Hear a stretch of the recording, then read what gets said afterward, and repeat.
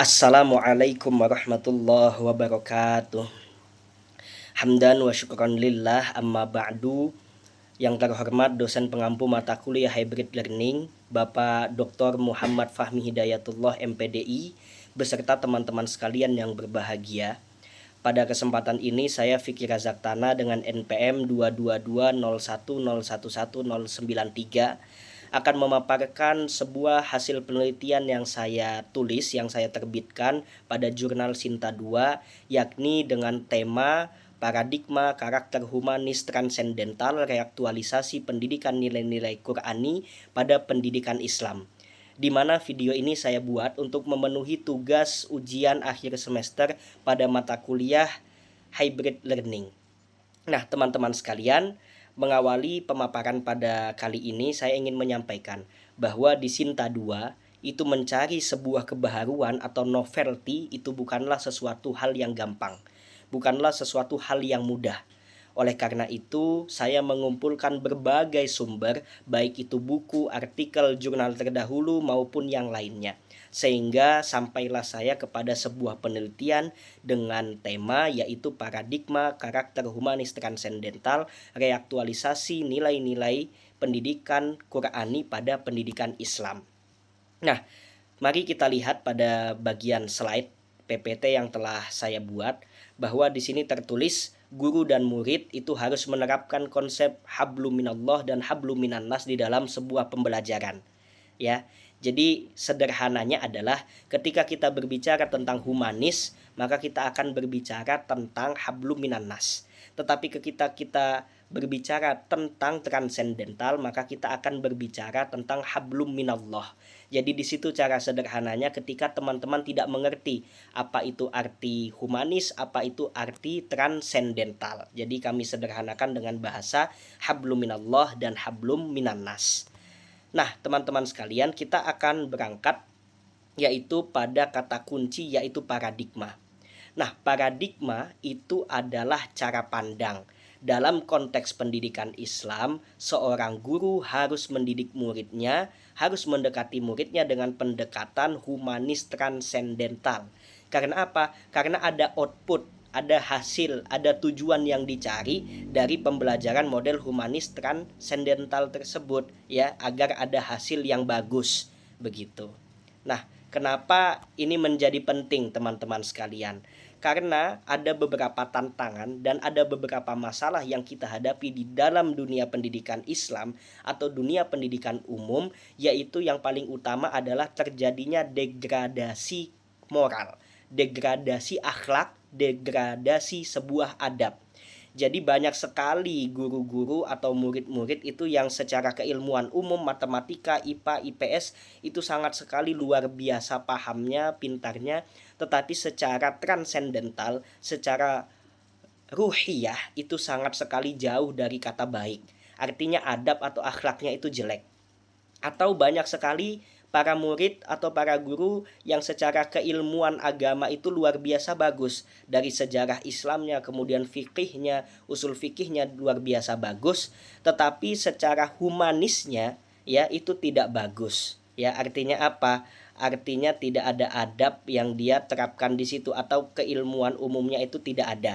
Nah, kita ini sebagai generasi muda, sebagai generasi Z ya atau generasi alpha mengalami sebuah gangguan mental yang luar biasa ya, sehingga kita sebagai guru atau sebagai murid kita bingung kira-kira ke depan kita ini akan dicetak menjadi manusia yang seperti apa. Oleh karena itu konsep humanis transendental ini menjadi sangat penting untuk kita terapkan di dalam pendidikan Islam maupun pendidikan umum. Nah, di sini saya ingin menyampaikan bahwa ada penelitian-penelitian sebelumnya, yaitu diantaranya Fajar tahun 2021, dia meneliti konsep humanis. Ya, kemudian ada juga Wafi meneliti konsep yaitu konsep transendental. Tetapi yang harus kita ketahui bersama bahwa di dalam dunia pendidikan saat ini belum pernah sama sekali ada yang membahas tentang humanis transendental. Jadi kalau peneliti itu membahas tentang humanis, ya membahas humanis saja. Membahas transendental, ya membahas transendental saja. Belum ada penelitian yang membahas menggabungkan keduanya. Nah, dalam penelitian saya, humanis transendental itu dikawinkan. Artinya kebaruan atau novelty-nya itu ada dalam penelitian saya ini. Nah, metode yang saya lakukan pada penelitian kali ini sesuai dengan slide, yaitu jenis penelitiannya adalah library research, ya. Kemudian lokasi penelitiannya itu tidak studi lapangan tetapi studi pustaka. Artinya saya mengumpulkan berbagai referensi, baik itu buku, artikel, jurnal, bacaan, koran, berita acara maupun yang lainnya, yang di situ sebagai data penelitiannya adalah penelitian sebelum-sebelumnya. Jadi saya mencari tentang humanis, mencari tentang transendental, mencari tentang nilai-nilai Qur'ani pada pendidikan Islam, lalu kemudian saya jadikan satu di situ. Nah, metode analisis yang saya pakai yaitu menggunakan pendekatan kajian kepustakaan atau library research tadi dengan karakter kualitatif, deskriptif. Nah, kajian kepustakaan ini dipilih karena yaitu peneliti menerapkan landscape keilmuan, yaitu menyusun kerangka teori yang tepat sehingga penelitian ini menjadi relevan dan dapat dipertanggungjawabkan. Nah, teman-teman sekalian, setelah itu kita akan masuk kepada bagaimana tahapan penelitian yang saya lakukan pada penelitian ini, sehingga jadilah sebuah jurnal Sinta 2. Nah, dalam sebuah PPT yang saya buat itu saya ambil sumbernya dari penelitian saya. Jadi tahapan penelitiannya adalah yang pertama saya melakukan yaitu pengumpulan data. Artinya saya mencari konsep humanis, mencari konsep transendental, mencari nilai-nilai Qur'ani, dan mencari yaitu pendekatan karakter. Setelah data-data tersebut saya kumpulkan, lalu saya apakan? Saya reduksi data. Artinya apa? Saya pilah dan saya pilih, kemudian saya organisasikan data-data tersebut. Setelah reduksi data saya apakan? Saya analisis, ya. Saya analisis unit dan per kategorinya, kemudian sintesis temuannya saya teliti, dan kemudian argumen kerangka teorinya saya perkuat. Lalu setelah itu apa? Setelah itu adalah penarikan kesimpulan, yaitu pada maknanya intinya adalah menjawab sebuah tujuan, kemudian reaktualisasi nilainya apa saja, dan keterbatasan serta sarannya itu apa saja. Nah, teman-teman sekalian, teori-teori dalam penelitian ini, tahapan penelitian ini sangat penting, ya, sangat penting, sehingga saya mendapatkan sebuah implikasi, mendapatkan sebuah yaitu intisari dari konsep humanis transendental ini. Bisa kita lihat pada tabel yang satunya, yaitu kita lihat di sini sudah tertulis bahwa manusia, kita ini sebagai orang, sebagai manusia, pertama saya ambil dari kata humanis. Humanis ini apa? Humanis ini adalah kemanusiaan. Kemanusiaan yang mempunyai martabat dan harga diri, dia bisa mengaktualisasikan diri, kemudian otonomi dan kebiasaan, serta empati dan pengalaman sosial. Kemudian kalau kita melihat transendentalnya apa? Transendentalnya ini adalah bagaimana penguatan nilai-nilai ketuhanan di dalam diri kita. Di dalamnya adalah kesadaran Tuhan, kemudian amanah moral atau khalifah, kemudian adab dan spiritual, serta orientasi nilai-nilai ilahiyah. Nah, jadi teman-teman sekalian, di sini di dalam transendental ini ada namanya yaitu khalifah. Jadi kita ini sebagai manusia, sebagai seorang makhluk ditugaskan menjadi seorang khalifah. Tugasnya seorang khalifah itu apa? Tugasnya yang pertama menerapkan yaitu humanis, memanusiakan manusia di dalam kehidupannya. Selain daripada itu dia juga harus dekat dengan Tuhan. Nah, dalam konsep pendidikan Islam atau pendidikan yang ada di Indonesia atau dunia, peserta didik melalui konsep ini itu menjadi sebagai subjek yang bernilai atau humanis, kemudian sebagai hamba dan khalifah, kemudian kelas atau ruang empati, penghormatan, dan aktualisasi diri, serta kelas tersebut bisa menjadi sebuah kelas yang multikultural, artinya bisa menerapkan semua metode atau konsep yang tentunya sesuai dengan nilai-nilai ajaran Islam atau nilai-nilai yang ada dalam dunia pendidikan Islam. Nah, teman-teman sekalian, di sini juga tertulis ada orientasi nilai-nilai ilahiyah. Nah, ini yang sangat menarik. Kalau di dalam penelitian ini saya tarik yaitu konsep atau pemikiran yaitu dari Profesor Dr. Kiai Haji Quraisy Shihab, ya, bahwa sesungguhnya kehidupan manusia itu adalah meneladani sifat-sifat Tuhan. Kalau Tuhan itu maha pengasih, maka kita sebagai hambanya juga harus menjadi pengasih, meskipun kita tidak bisa sepengasih Tuhan. Nah, apalagi misalnya Tuhan itu maha penyabar, maka kita sebagai seorang hambanya harus menjadi penyabar juga, meskipun kita tidak akan sepenyabar Tuhan. Tetapi disitulah makna transendental yang paling puncak, bahwa bagaimana nilai-nilai ketuhanan itu menjadi bagian dari hidup kita, hadirin sekalian.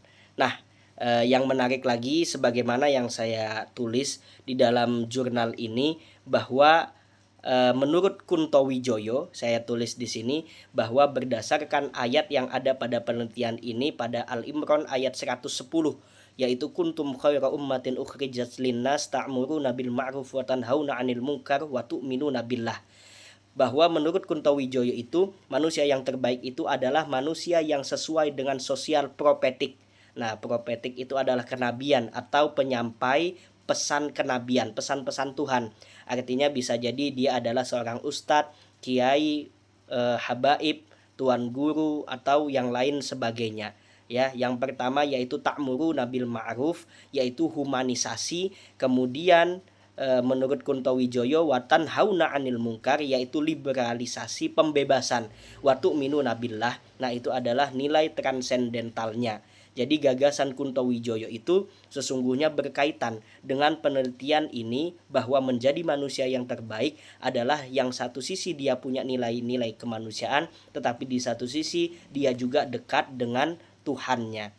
Nah, pada bagian hasil pembahasan di sini sudah kami paparkan juga bahwa paradigma humanis transendental itu berdasarkan dari penelitian-penelitian sebelumnya, yang implikasinya adalah membuat sebuah desain pembelajaran yang menautkan dialog empatik, pilihan tugas, keteladanan adab, kemudian ritual tazkiyah atau pelatihan guru sebagai fasilitator uswah. Kemudian ada nilai-nilai Qur'ani yang implikasinya adalah bagaimana guru itu menjadi sebuah uswah, seorang uswah sesuai nilai-nilai Qur'ani, bahwa guru itu harus menjadi teladan yang baik bagi muridnya.